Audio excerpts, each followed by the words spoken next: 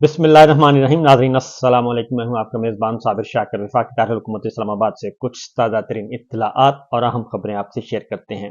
कैदी नंबर 804 वो काबू नहीं आ रहा और ना ही किसी दबाव में आ रहा है, ना किसी ब्लैकमेलिंग में आ रहा है। और जो कुछ उनके बारे में अब तक सोचा गया था वो सारे अंदाजे गलत साबित हो गए। वो जेल में है और जेल में आराम से रह रहा है और वो कभी उसने अपनी बीमारी का बहाना नहीं किया, कभी उसने जेल से निकलने के लिए कोई ऐसा बहाना नहीं किया। वो डील करने के लिए तैयार नहीं है, वो मुज़ाकरात करने के लिए तैयार नहीं है, वो मामला तय करने के लिए तैयार नहीं है। गैर ऐसी शराइत पे जो शराइत असूलों के खिलाफ हों, ऐसी शराइत पे किसी किस्म की कोई बातचीत नहीं चल रही थी।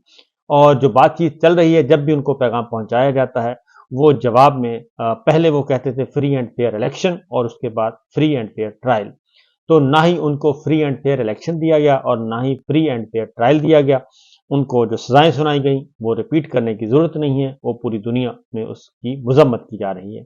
उसके बाद इलेक्शन हुए, इलेक्शन में भी जो नताइज आए वो हमारे सामने हैं और जिस तरीके से जो कुछ किया जा रहा है वो सारे की सारी दुनिया उससे भी वाकिफ है। तो ये दोनों काम नहीं किए गए,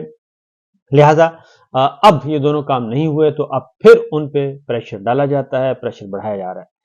एक शर्त उनके सामने, ये अली अमीन गंडापुर साहब जब उनको बनाना था, खैबर पख्तूनख्वा का वजीर आला नामजद करना था, तो उस वक्त भी ये कहा गया कि अगर आप अली अमीन गंडापुर को नामजद करें खैबर पख्तूनख्वा का वजीर आला, तो आपको खवातीन की नशिस्तें, जो मखसूस नशिस्तें हैं, वो सारी की सारी हम आपको दे देंगे। ये उनको ऑफर की गई, लेकिन उन्होंने इस ऑफर को मुस्तरद कर दिया। उन्होंने कहा कि वो हमारा आईनी और कानूनी हक है, इसलिए किसी किस्म की ब्लैकमेलिंग नहीं चलेगी। पाकिस्तान तहरीक इंसाफ खुद फैसला करेगी कि उनके उम्मीदवार कौन होंगे, खैबर पख्तूनख्वा का वजीर आला कौन होगा। इसी तरीके से मियाँ असलम इकबाल साहब के बारे में कहा गया कि उनको भी आप इलेक्शन न लड़वाएं, लेकिन इमरान खान साहब ने उसको भी अनाउंस किया।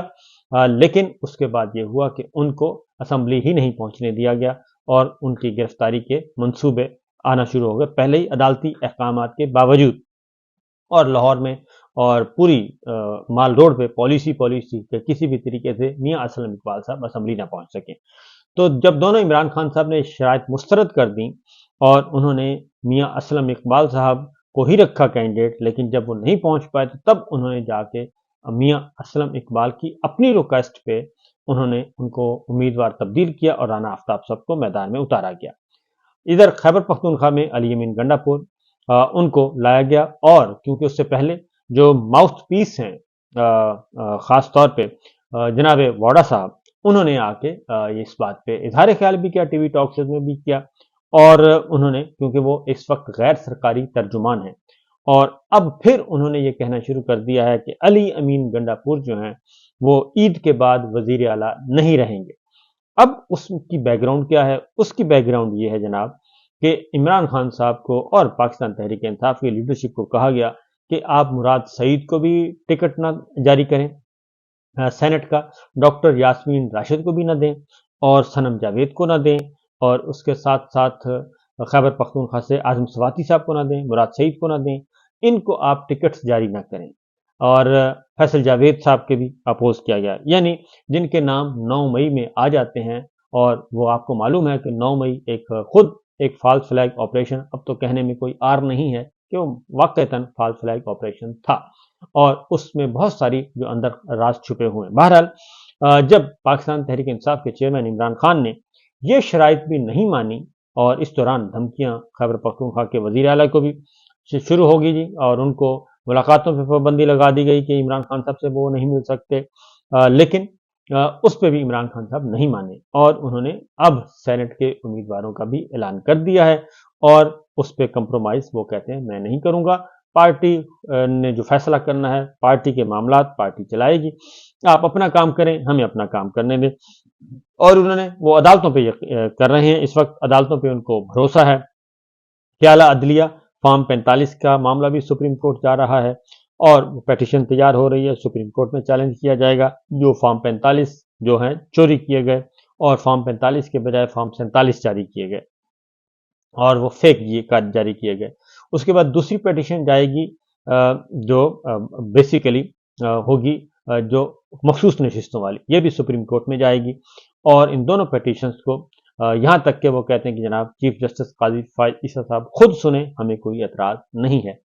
اب یہ جب دونوں پیٹیشنز جائیں گی تو ظاہر ہے وہاں پہ معاملہ کھلے گا، کیونکہ بہت ساری گنجائش موجود ہے، اور پشاور ہائی کورٹ نے اس لیے فیصلہ نہیں دیا کہ پشاور ہائی کورٹ اگر فیصلہ دے دیتی تو یقیناً قاضی صاحب ناراض ہوتے، اور انہوں نے اس فیصلے کا وہی حال کرنا تھا جو بلے کے نشان والا کیا، کیونکہ اس سے آپ کو پتہ ہے کوئی تھوڑا سا معاملہ ہوتا ہے کہ کیوں جی آپ لوگوں نے کیوں کر دیا۔ بہرحال یہ ایک ہوا جی۔ اب آتے ہیں آگے، ذرا بڑھتے ہیں ایک اور خبر جو کہ بہت زیادہ ڈسکس کی جا رہی ہے۔ تو عمران خان صاحب نہیں مان رہے، اور وہ کہتے ہیں کہ جناب آپ اپنا کام کریں، ہمیں اپنا کام کرنے دیں، اور اگر ہمیں ہمارا حق مل جائے گا، اور ہمیں اگر آئینی اور قانونی طریقے سے ہم لے سکے تو بالکل لیں گے، ورنہ یہ نہیں ہو سکتا کہ ہم آپ کے کہنے پہ اور ان کے ساتھ ہم بیٹھیں، پاکستان پیپلز پارٹی کے ساتھ بیٹھیں، مسلم لیگ نواز کے ساتھ بیٹھیں، یعنی جنہوں نے ہمارا مینڈیٹ چوری کیا ہم ان کے ساتھ بات چیت کریں۔ لہٰذا یہ باتیں بڑی کلیئر ہو گئی ہیں، اور عمران خان صاحب ابھی کسی شرط پر بات کرنے کے لیے تیار۔ دوسرا ایک اور بات ہے، اور وہ یہ ہے کہ آج کل یہ بہت باتیں کی جا رہی ہیں کہ کیونکہ پاکستان تحریک انصاف کے نیریٹو کو الجھایا جا رہا ہے، اور وہ کہا یہ جا رہا ہے کہ جتنا بھی ملبہ ہے سارا پاکستان تحریک انصاف پہ ڈال دیا جائے، اور کہا جائے کہ وہ شیر افضل مروت نے غلط فیصلہ کر دیا، وہ بیرسٹر گوہر نے کر دیا، عمر ایوب نے غلط فیصلہ کر دیا، اور کہ جس سنی اتحاد کونسل کو سیٹیں کیوں سنی اتحاد کونسل کے ساتھ اتحاد کیوں کیا، اپنی پارٹی کیوں نہیں جوائن کی، پھر شیرانی صاحب کے ساتھ کیوں نہیں گئے، پھر جماعت اسلامی کے ساتھ کیوں نہیں گئے، اور یہ ساری باتیں۔ تو آپ ذرا تھوڑا سا پیچھے چلے جائیں الیکشن سے 2-3 مہینے پہلے، تو 3 مہینے پہلے ہی یہ کہنا شروع کر دیا تھا کہ پاکستان تحریک انصاف کو ہم نہیں جیتنے دیں گے، اور پاکستان تحریک انصاف کا وجود ہی ختم کر دیں گے، پاکستان تحریک انصاف کا نام و نشان مٹا دیں گے۔ یہ باتیں تجزیہ کار بھی کر رہے تھے، کیونکہ تجزیہ کاروں کو فیڈ کی جا رہی تھیں کہ جناب عمران خان صاحب کا کوئی مستقبل نہیں ہے، پی ٹی آئی کا کوئی مستقبل نہیں ہے۔ یہ فیصلے پہلے ہو چکے تھے، اس لیے کچھ بھی کرتی پاکستان تحریک انصاف تو پاکستان تحریک انصاف کے ساتھ یہی سلوک کرنا تھا جو کہ اس وقت ہوا ہے، اور یہی انہوں نے پہلے سے طے شدہ معاملات تھے۔ اس کی وجہ یہ ہے کہ جب نظریاتی پی ٹی آئی نظریاتی کو نے ٹکٹ جاری کیے، اور انہوں نے کہا کہ آپ اپنے ٹکٹس پی ٹی آئی نظریاتی کے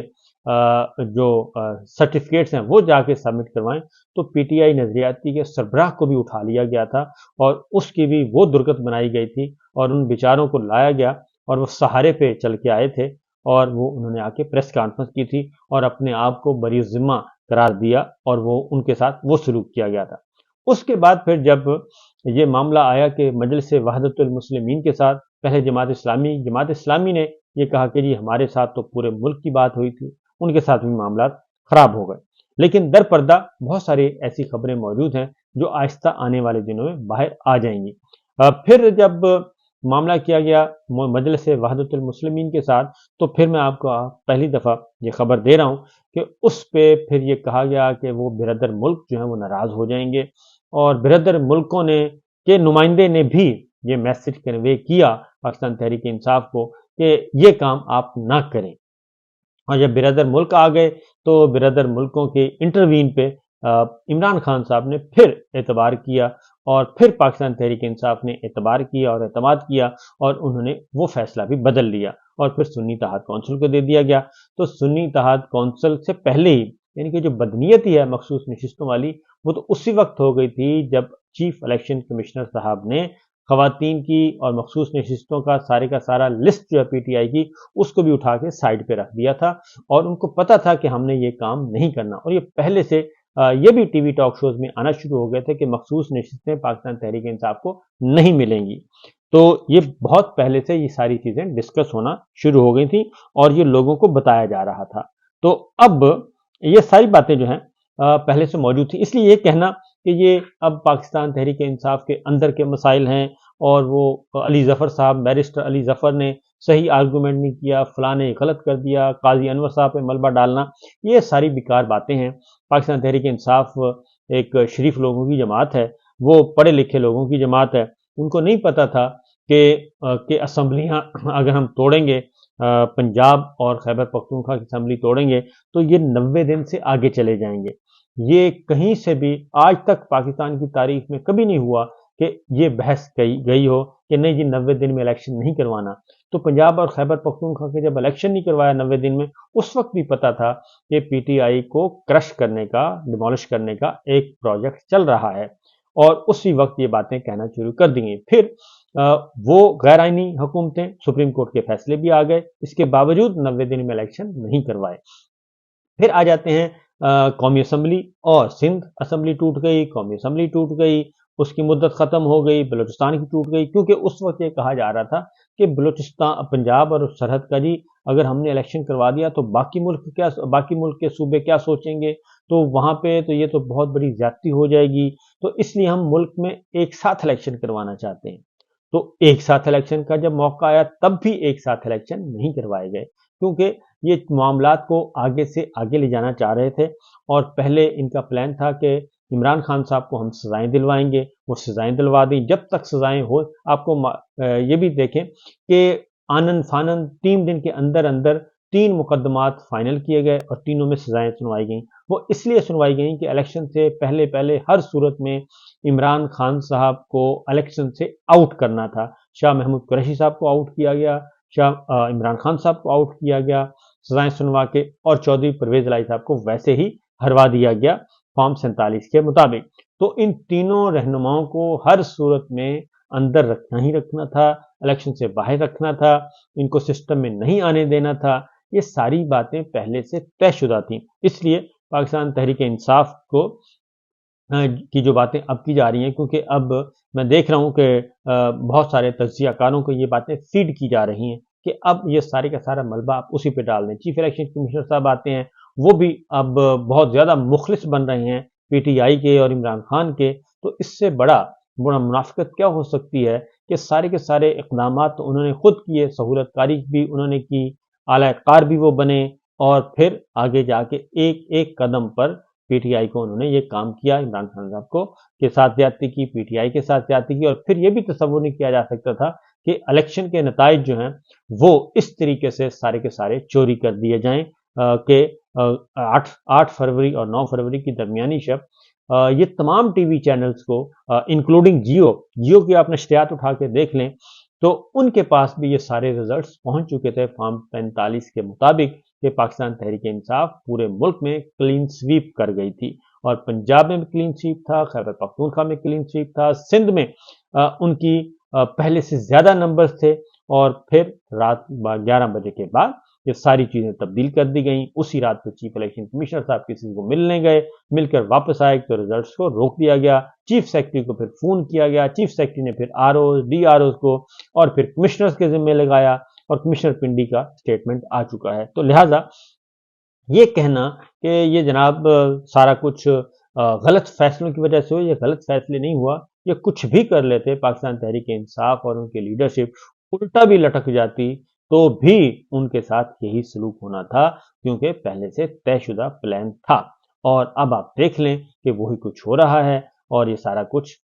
جو اب ان کو جس طریقے سے اکاموڈیٹ کیا جا رہا ہے، نگراں حکومت کے لوگوں کو اکاموڈیٹ کیا گیا، وہ سارا ہمارے سامنے ہے۔ لہٰذا یہ ہے صورتحال جناب، یہ پہلے سے پلان تھا، لیکن اب دیکھتے ہیں کہ سپریم کورٹ کا امتحان ہے اور سپریم کورٹ کیا کرتی ہے۔ عمران خان صاحب کسی بھی صورت میں کسی بھی بلیک میلنگ میں نہیں آ رہے، اور وہ آنا چاہتے بھی نہیں ہیں۔ وہ کہتے ہیں کہ جو کرنا تھا آپ لوگوں نے کر لیا، میں اپنی بات پر قائم ہوں اور قائم رہوں گا۔ اجازت دیجیے، اللہ حافظ۔